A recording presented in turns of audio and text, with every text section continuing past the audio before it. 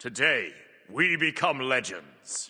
Today's Titan Talk was almost entirely Q&A as the OB7 patch went live today and they wanted to answer questions about the patch and future changes, so without further ado, let's jump into today's Titan Talk recap. First up, there was an additional change not listed in the OB7 patch notes to health and mana gained per level. You will now restore a percentage of the maximum amount gained based on your current health or mana percentage. So if you're at half health and leveling up gains you 100 max health, for example, you'll only restore 50 health. Another way to think about it is that you preserve your current health percentage on level up. This is how it worked in Smite 1.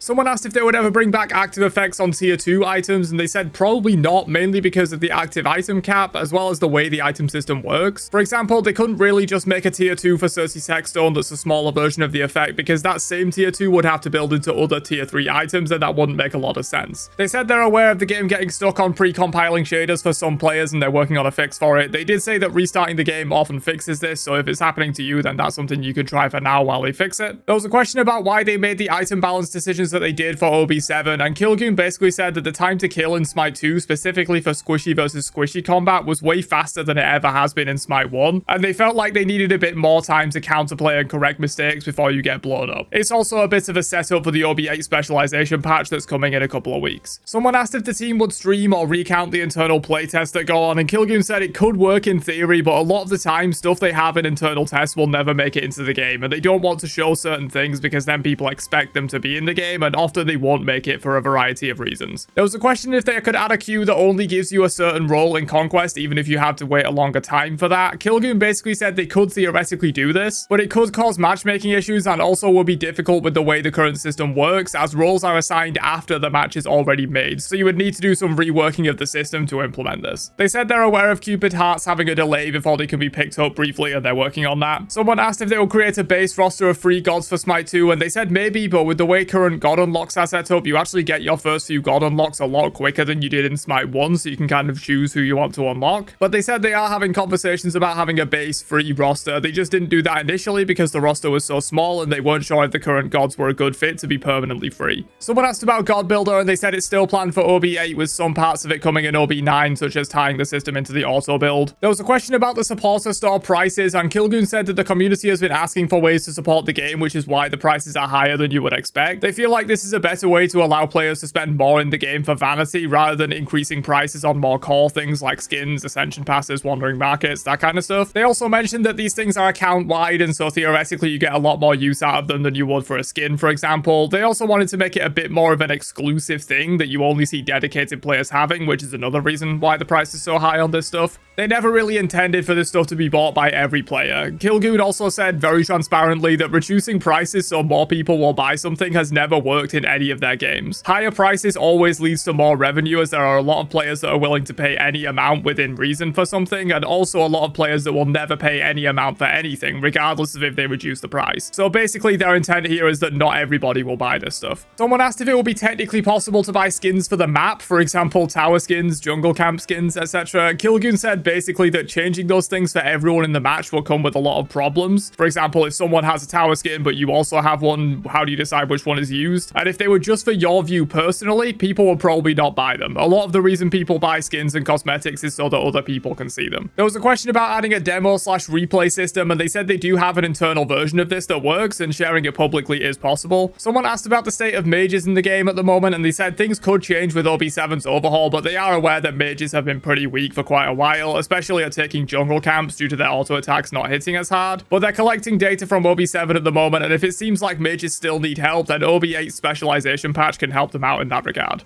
They said that the queue screen update is tentatively planned for OB10, which is good to hear. The current queue selection screen is just really bad at the moment, both in terms of looks and functionality. The fact that it prioritizes custom games so heavily is really weird, so it'll be good to get an update to this. It'll make the main menu screen look a lot more polished and navigable. Someone asked about any updates to optimization, and they said they're currently working on upgrading from UE 5.3 to UE 5.5, which should come with some optimization improvements. They're also working on the shader compilation freeze releases that happen once per play session, but they said it's a hard thing to fix. There was a question about any aspects that could change the damage type of the god, and they said Clumsy was talking about that, but they're not sure where they landed on it internally. Someone asked if there are any new items in the next patch, and they said probably not, as they're going to be overhauling a lot of items for the specialization pass, and that will already be a lot of change in a single patch. They said that Baron's aspect has been put on the back burner a little bit due to the design they had just not really working and not being super fun, so they're not sure when it will launch. They said that hitting the Xbox button pulling you out of the queue is intended, since they don't know if you close the game once you press that button, and it would lead to a lot of failed queues. They said the party limitations in ranked did drop with the OB7 update, and that the new matchmaking tech that they've been talking about should be coming soon. Someone asked if you could add trackers to items, like how much damage Heartseeker has done, how much healing Mushroom has done, etc. And they said they do track this stuff internally, and they could probably add it at some point, but it's not a super high priority right now compared to other UI stuff. And finally, someone asked about the plan once all the cross-gen skins are done being ported over, and Kilgoon said they'll probably do more brand new skins rather than more new classic ports once those are done. But that's everything discussed in today's Titan Talk. As always, don't forget to drop a like before you leave, and I'll catch you guys for another one later on.